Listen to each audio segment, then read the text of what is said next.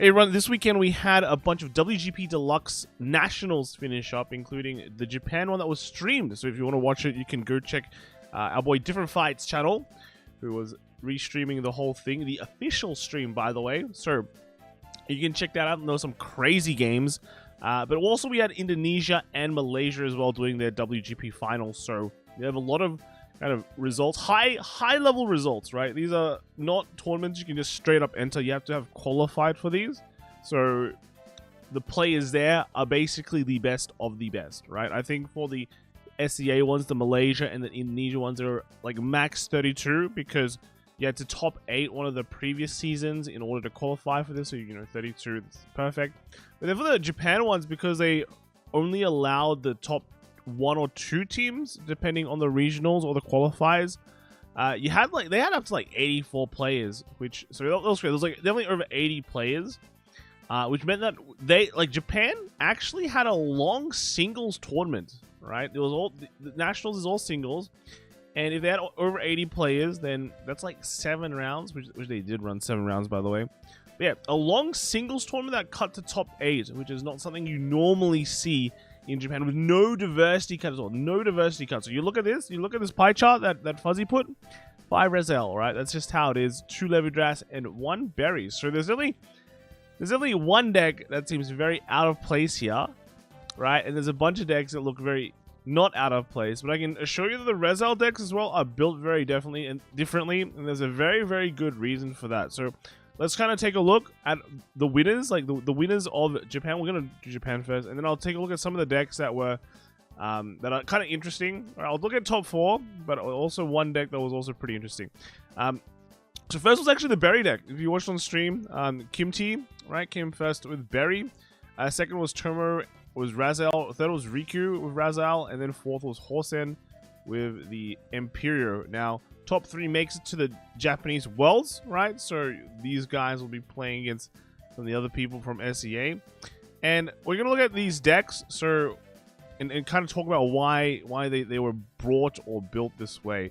The first place, Berry deck, right? So I know a lot of people were focusing on Love during the season, because Love is just, what is Love, right? But there wasn't much Berry, right? So let's kind of talk about the Japan's WGP qualifiers. So these are all team tournaments. They're all team tournaments with diversity cut. And Love is just a really, really good deck. It's really consistent compared to Berry, which is, I guess, less consistent, right? With Love, you just have like straight up 5 attacks, easy mode, everything hits decent power. You can just spam that same mode the whole time. Berry has like only 4 attacks, 2 of them Vanguard swings. Vanguard swings here, generally can be pretty high roll, right? You can either just hit nothing and your deck just feels really awful, but if you hit triggers, then you just go good, right? You go insane. Now, in a format or in a tournament where basically everyone there is like good, right? Being like just consistent might not be good enough for you, right? You want to bring something with an edge, something that your opponent cannot counter. And that means having a good high roll in your deck in a meta where everyone is like good will give you the edge over them, which is exactly what this format is, right? What this tournament was. When you look back in like the qualifiers though, like it's a team tournament, people will be bringing more random stuff, less predictable. They might be bringing decks that are built to just like be diversity decks, and in those kind of decks, in those kind of formats, you don't want to play inconsistent decks, because you never want to lose one of those matchups which you should be able to win due to inconsistency, right? So overall, I think this is definitely a correct pick. Back in the qualifiers, you want consistent picks, but here you want something that is crazy good. And it's not like these guys lucked like into top 8 or top 2. Like Kimchi came 2nd place in Swiss, so he basically dominated Swiss on the first day, and yeah, got into the top cut. With Berry, right? Berry. Now, if you don't know what Berry does, because obviously there's not that many results with her, she just kind of re-rides another Berry from her soul, and then at the end of turn, she re-rides the grade 3, right? And then the other 2 effects are pretty... Well, the second effect is pretty similar to Love. She gets 5k on both turns.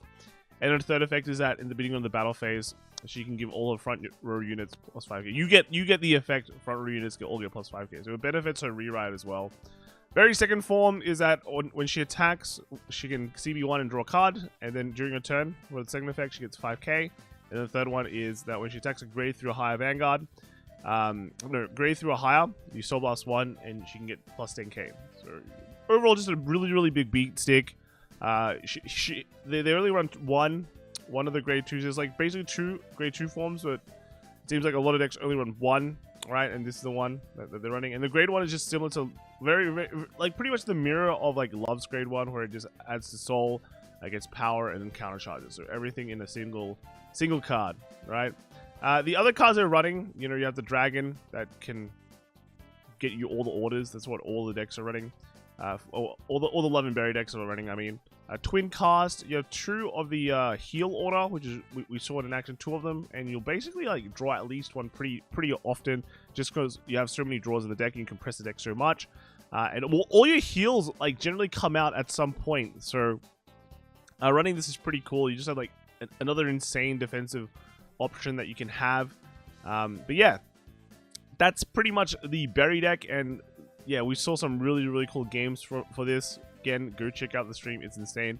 But then the second place player was Tomo, right? And they played a Rezile list, and people go, oh, it's just boring Rezile, right? But it's actually not boring Rezile. It is Ketapal Rezile, right? So this is actually Teethfelt. It's just a reprint, right? And I think a lot of people will be wondering, why are we running Teethfelt? Why are we running the Ketapal list when we had a perfectly fine like Valtrosa, Cadwalla build? And that is because, again, like I said before, it is the high roll, right? The biggest problem with Teethfelt builds is that if you don't draw like the Wisdom kind of combo with this, you basically don't really... You just like wasted slots, right? But if you do draw the combo, you have an insane grade 2 where you can just pump out a whole board and then just like bash your opponent's face in, and there's like not really much they can do because you just built a board for free, and then you have a bunch of cards that have a lot of power, and then you hit over the triggers, and life sucks, right? So again, let's talk about what I said before. If you want consistency, Cadwalla's just like the Cadwalla build is just way better against lesser decks, right? They will just win more times. With this Razile, if you play against a weaker deck but you brick, then the weaker deck will have a chance to win. And at the same time, you'll just cream them if you draw the combo. But you can sacrifice that ceiling against the weaker decks or the weaker players that you might face at a qualifier. And remember, because of diversity cut as well, the people who are qualifying for top cut or who qualify for top cut at like the qualifiers there aren't exactly, they might not be the best players, right? All running the best decks. So again, consistency is king back in the day, but against good players, maybe you just want that high roll. You want that Teethfelt grade 2 combo, and then just destroy your opponent. Because no matter how good you are, there's nothing you can do when your opponent draws that combo. It just gives them so much of an advantage, right? And you want those kind of edges. Tomo also didn't luck sack his way into the finals. He came first in Swiss as well. So we had the first and second place in Swiss, end up being first and second place in the finals and top cut, but they just swapped positions. So obviously these people were doing something correct. Now the rest of the deck is pretty just straightforward. Nothing really insane. The Nilbris combo, not really a combo, I guess, just Nilbris, just grade 2 in the new Rezile. And you got your Gabriellas, some energy site, and that's aerial state. That's kind of it, right? It's kind of it. But yeah, the Ketapal build actually coming out on top, I think is very cool. And I think we might see more of this going into Worlds as well. Because again, there's going to be another format where it's just very focused on like top quality players.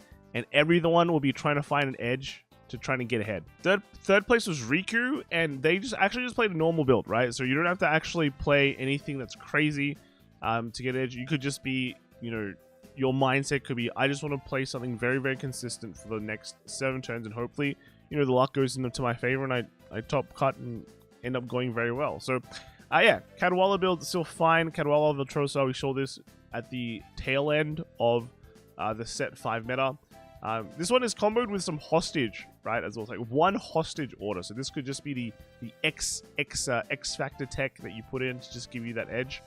No ways to search it though, except for like Valtrosa, right? So Yeah, just like the one card, just kind of, if you get it, you get it. If you don't, you don't. But if you do, then maybe you live like one more turn because of that, and that could be good, right?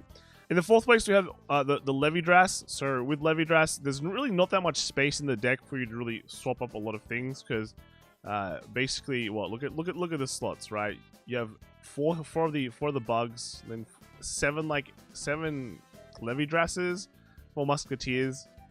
Then you have your back attack, grade 1 kind of thing. So like a lot of basically all the slots are basically taken. So yeah, for this one there's not much way to innovate, but there's a lot of playstyle way you can kind of innovate with this deck. Just kind of control your opponent, especially if they're very, very aggressive. Of course, we only saw 2 of them top cuts in Japan. And that's good. That could be also because just players are more well equipped at dealing with it. It's been around. Levidras has been around in the fight for a while now. If you don't know how to play against it, especially in this kind of tournament, this high quality play tournament, then what are you doing, right? What are you really doing? Let's be real. The 2 cards that you probably don't realize or recognize is just these 2. This is a Sanctitude, right? This is the Sanctitude, and this is a Evergreen. Alright, so yeah, this is actually Transfer, in case you didn't know. Yeah, so these are just the Korokoro reprints. And then lastly, we have Hero. Hero's build was actually pretty different too. He was running Vita in the ride line, and you might be going, "That's crazy. Why would run Vita in the ride line when it's been proven that OG Razal in the ride line is just better?" Well, it's the same thing that I said before, right? Turbo Vita might give you an edge over just normal Razal. Like, sure, if you miss the OG Razal, you don't get to Divine Skill. But at the same time, if you just push while everyone else is like playing slow Razal, that can just give you an edge over your opponent. Like, the rest of the deck as well isn't that different when you compare it, right? It's the Valtrosa build with Cadwalla. They're running like a Maple, but yeah, it's just Valtrosa build with the Cadwalla. But the change is just Vita first. Don't even think about like old Razal, right? Just push and hope for the best. And I guess like one of the changes is running the Regulus piece, being the Pot of Greed one, just to help you draw into, if you ever miss like one of your grade 3s, right? This can just help you draw it. So I think that's a pretty cool idea. Yeah. So that is all the list. Overall, I think like Hero came like top 8, but the top 4 was what we just mentioned.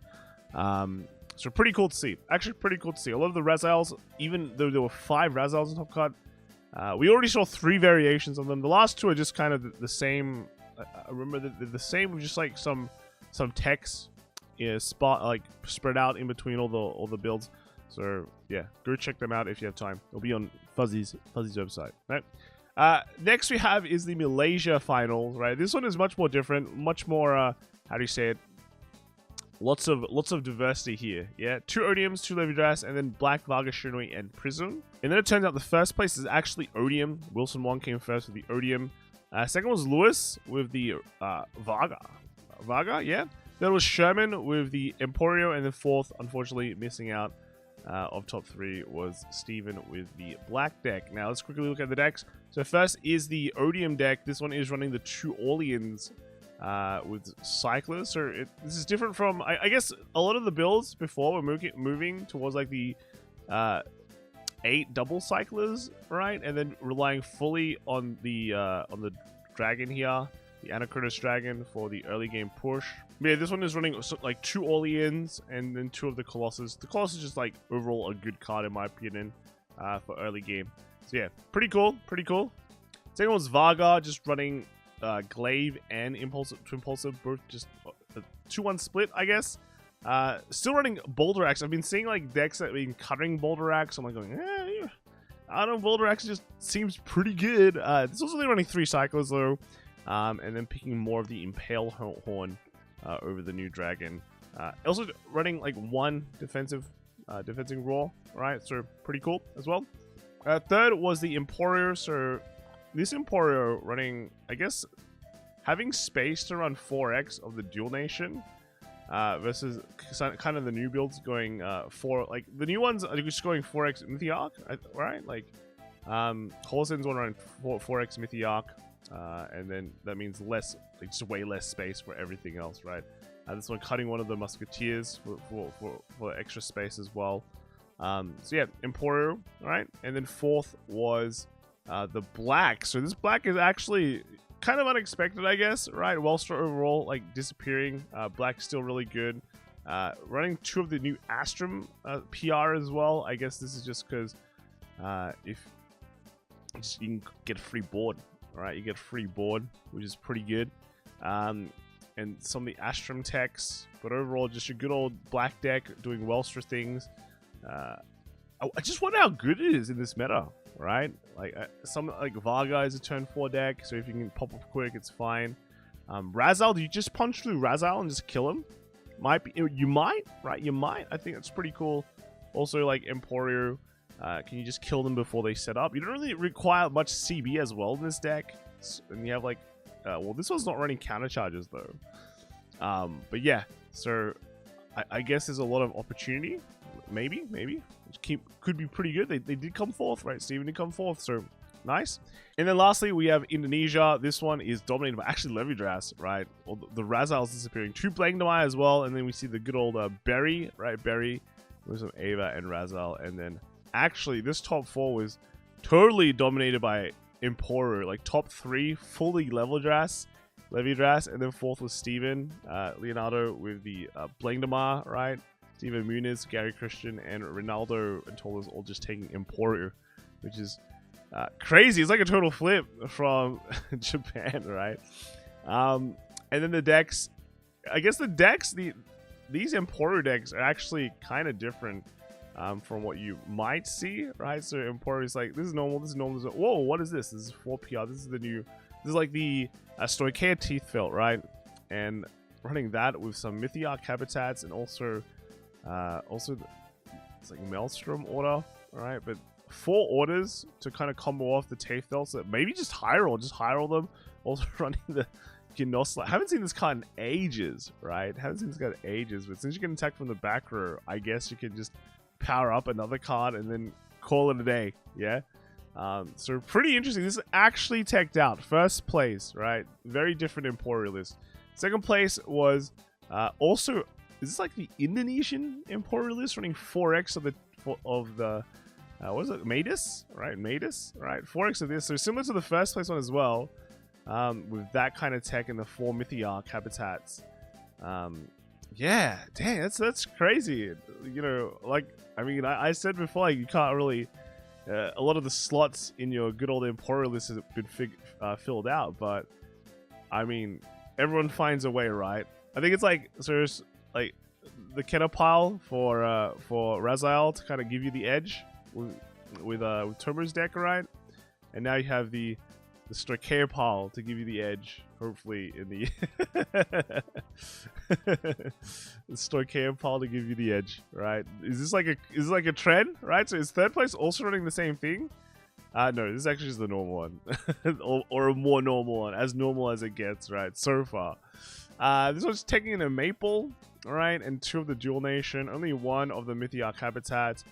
Just so you have more space for everything else. But yeah, no Matus in this one. This is just a normal Emporio list, which is crazy.